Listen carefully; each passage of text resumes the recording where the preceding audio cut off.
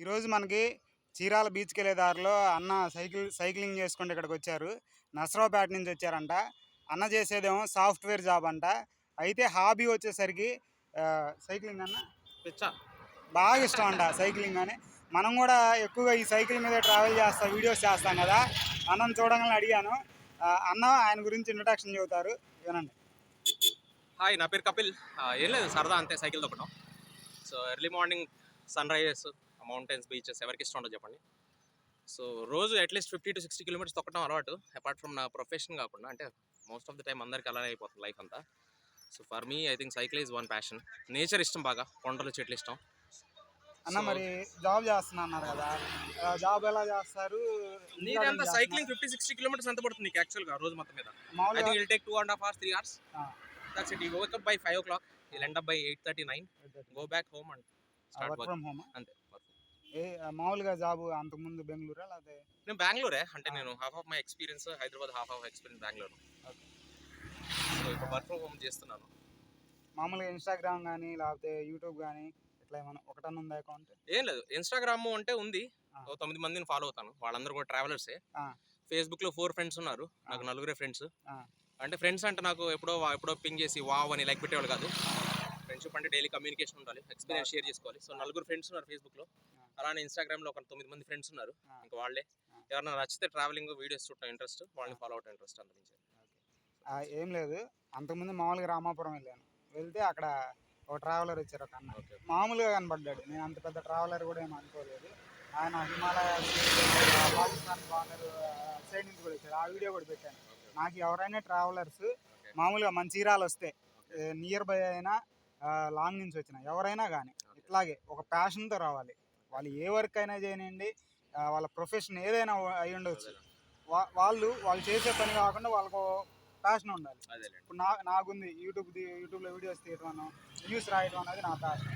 అలాగే అట్లా ప్యాషన్ ఉన్న వాళ్ళని కలవాలని, వాళ్ళని ఇక్కడ చీరాల్లో వాళ్ళని గ్యాదర్ అవ్వాలని, వాళ్ళతో ఒక మీట్ చేయాలని, వాళ్ళతో మాట్లాడి లేకపోతే వాళ్ళతో ఒక వీడియో తీసి అప్లోడ్ చేయాలనేది నాకు బాగా ఇంట్రెస్ట్. శివబాబు టాక్స్ అని వాటికి ఒక పేరు పెడదామని. నార్మల్గా అయితే బీచ్ టాక్స్ అని పెట్టాను. ఈ ప్రోగ్రామ్కి వచ్చేసరికి శివబాబు టాక్స్ అని పెడుతున్నాను. థ్యాంక్స్ అన్న. నీ పేరు అన్న? నా పేరు కపిల్. కపిల్. అన్న పేరు కపిల్. ఇట్లాగే సో బీచ్కి వెళ్ళండి, బీచ్ ఎంజాయ్ చేయండి, కానీ బీచ్ స్పాయిల్ చేయొద్దు. అందరూ వచ్చేసి ఆ పిల్లల్ని తీసుకొచ్చి ఆ ప్లాస్టిక్ వేసేసి, బీర్ బాటిల్స్ వేసేసి, ఆ పిల్లలు కూడా అంతే, వాళ్ళకి ఎడ్యుకేషన్ లేదు, వాళ్ళ అమ్మ నాన్నలకి లేదు, ఎవరు చదువుకోకర్లేదు. బేసిక్గా గేదెలు కాసిన వాళ్ళకి కామన్ సెన్స్ ఉంది. గేదెలు తీసుకెళ్ళినా ఎక్కడ నేచర్ని స్పాయిల్ చేయరు.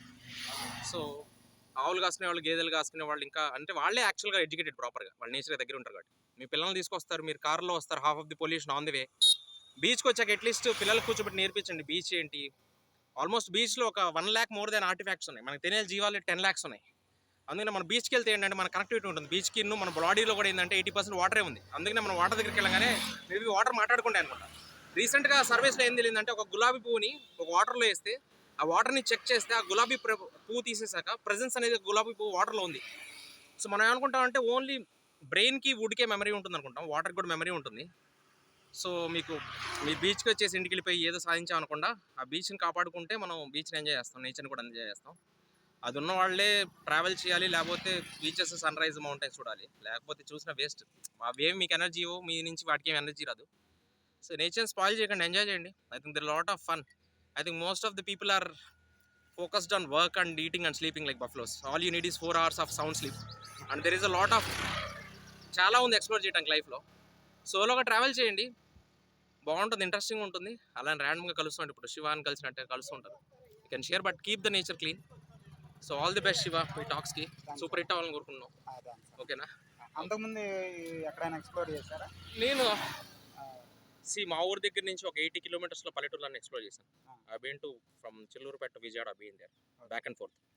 I been to Vijayawada. From there, I been to Guttibilam. I been to Daida same day. On same day, I been to Nagarjuna Sagar. భూగర్భం లాగుంది లోపల. It's not a man-made. అవన్నీ natural formed rocks. అంటే man-made rocks ఉండవు, కానీ ఏంటంటే చెక్కటాలు అవి ఏం లేవు. నేచురల్గా స్వయంభూగా వెలిసింది. There are different talks. God believe చేసాడికి రాయి కూడా దేవుడే, బిలీవ్ చేయనోడికి ఏం లేదు. So it's nature again. అది కృష్ణా నది పక్కన ఉంటుంది. అవును, చాలా బాగుంటుంది. So I stayed over there on the night, and from there I went to Nagarjuna Sagar. అక్కడ నుంచి అనుకోని back waters Nagarjuna Sagar, beautiful place. అది కూడా ఎర్లీ మార్నింగ్ వెళ్తే బెస్ట్. అక్కడ నుంచి బుద్ధవన్ అని చెప్పి సో నాకు బుద్ధుడు అంటే ఇష్టం బేసిక్గా. సో బుద్ధవనం ఒకటి కట్టారు. నాకు తెలిసి తెలంగాణ వాళ్ళు వాళ్ళ జీవితంలో సాధించే ఉంటే కేసీఆర్ వాళ్ళు కానీ బుద్ధవనం కట్టడం. That's amazing place. If you are going there please explore. For all the people watching,